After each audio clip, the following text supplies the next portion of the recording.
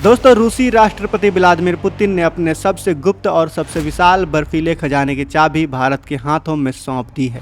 जब यूक्रेन के बाद अमेरिका और पश्चिमी देशों ने मॉस्को पर 15,000 से ज़्यादा कड़े आर्थिक प्रतिबंध लगा दिए और पश्चिमी थिंक टैंक को लगा कि रूसी अर्थव्यवस्था ताश के पत्तों की तरह ढह जाएगी, तब भी रूस के दिल में भारत के लिए दोस्ती वैसी की वैसी ही बनी रही। आज हम आपको बताएंगे कि कैसे रूस ने मुश्किल वक्त में भी भारत का साथ नहीं छोड़ा और बदले में भारत को ऐसा तोहफा दिया जिसने पूरी दुनिया को चौंका कर रख दिया। दोस्तों, यह सिर्फ एक व्यापारिक समझौते की कहानी नहीं है।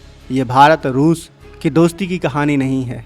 यह दशकों पुरानी उस दोस्ती की कहानी है जो हर मुश्किल घड़ी के साथ खड़ी रही।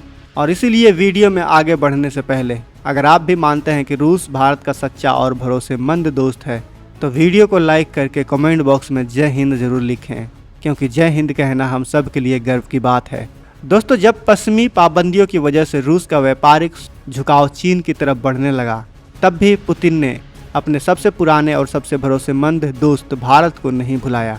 रूस के सुदूर पूर्व में अपने पैसिफिक बेड़े के सैनिकों के सामने खड़े होकर पुतिन ने खुद सार्वजनिक तौर पर ऐलान किया है कि आर्कटिक के नए समुद्री मार्ग नॉर्दर्न सी रूट पर रूस के साथ कंधे से कंधा मिलाकर काम करने में भारत सबसे आगे आएगा।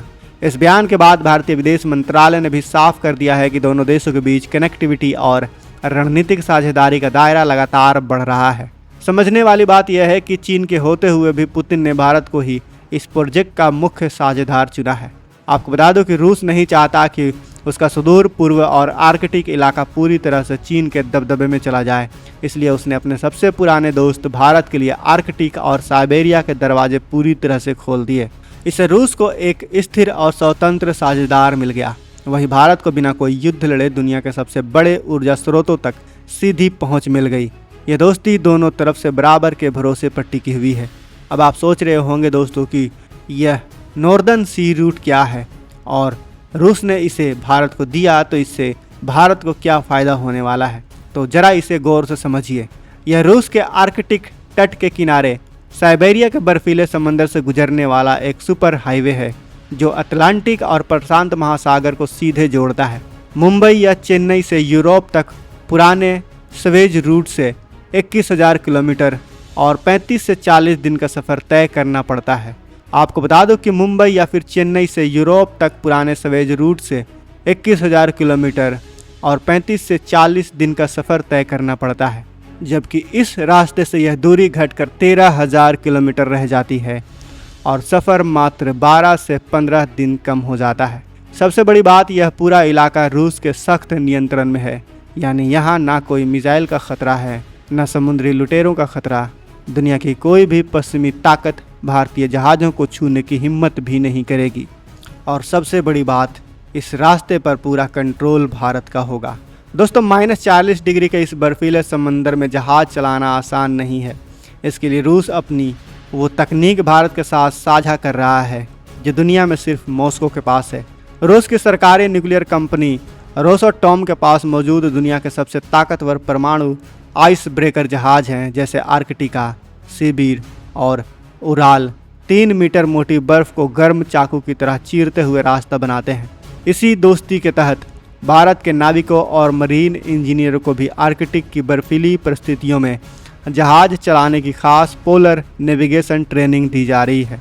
भारतीय नौसैनिक अब रूस के सेंट पीटर्सबर्ग और व्लादिवोस्तोक की मरीन एकेडमी में यह ट्रेनिंग ले रहे हैं। दोस्तों, यह दोस्ती सिर्फ रास्तों तक ही सीमित नहीं है। रूस ने भारत की ऊर्जा ज़रूरतों का भी पूरा साथ दिया है। जब पश्चिमी देश भारत पर रूस से तेल ना खरीदने का दबाव बना रहे थे, तब भारत के विदेश मंत्री डॉक्टर एस जयशंकर ने साफ कहा था कि भारत की पहली प्राथमिकता अपने 140 करोड़ नागरिकों का हित है और भारत वहीं से ऊर्जा खरीदेगा जहां से सबसे सस्ता और सुरक्षित मिलेगा। नतीजा यह हुआ कि आज भारत अपनी कुल तेल खपत का करीब 35 से 40% हिस्सा रूस से भारी छूट पर खरीद रहा है। यानी दोस्ती सिर्फ बातों से नहीं बल्कि आम भारतीय की जेब पर सीधा असर डाल रही है। आपको बता दो दोस्तों कि भारत और रूस की दोस्ती यहीं पर ख़त्म नहीं होती।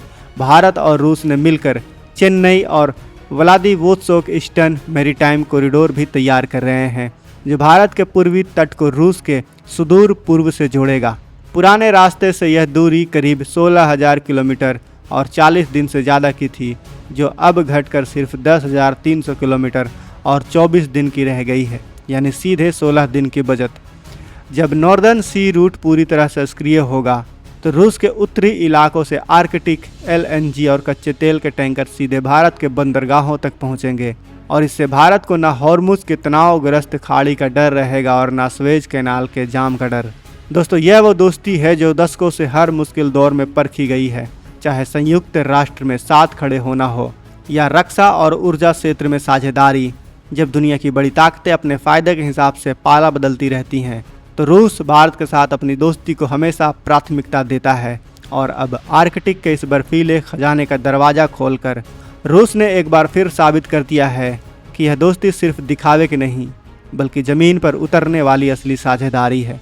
दोस्तों, जब कोई देश मुश्किल वक्त में साथ खड़ा रहता है तभी असली दोस्ती की पहचान होती है और रूस ने बार बार यह साबित करके दिखा दिया है कि वो भारत का ऐसा भरोसेमंद साथी है जो भारत और रूस की दोस्ती की बहुत मजबूत कड़ी है। दोस्तों, आने वाले दशकों में भारत की ऊर्जा सुरक्षा और वैश्विक व्यापार दोनों के लिए एक मजबूत आधार बनने वाला है। रूस और भारत का जो ये डील है वो भारत और रूस की दोस्ती को और मजबूत करने वाला है। तो दोस्तों, भारत और रूस की इस गहरी दोस्ती पर आपका क्या कहना है? अगर आपका भी सीना इस बात पर गर्व से चौड़ा हुआ है तो वीडियो को लाइक करें, अपने दोस्तों और परिवार के साथ इस वीडियो को शेयर करें और अगर अभी तक आपने इस चैनल को सब्सक्राइब नहीं किया है तो इस चैनल को सब्सक्राइब कर लें। साथ ही बगल में जो बेल आइकन का बटन है उस पर ऑल पर भी क्लिक कर लें। मिलते हैं अगले वीडियो में। जय हिंद, जय भारत।